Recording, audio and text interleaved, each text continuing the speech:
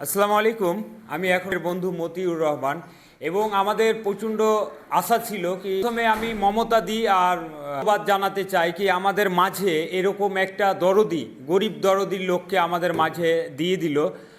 তার জন্য অনেক অনেক ধন্যবাদ জানাতে চাই আমি দিদিকে। এবং এরকম লোকের আমাদের দরকার ছিল হরিশ্চন্দ্রপুরে এবং সকল সিটে এরকম লোক আমাদের দরকার এবং এরকম লোক পেয়ে গেছি।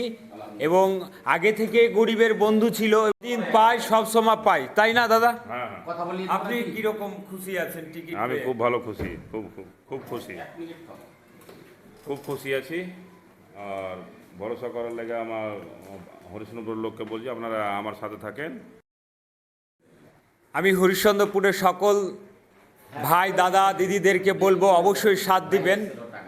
কেন যেহেতু কোনো পদে না থেকে এত কিছু করেছে, পদে থাকলে কত কিছু করবে আপনাদের জন্য। তো আপনারা সকলেই ভালো থাকেন, সুস্থ থাকেন।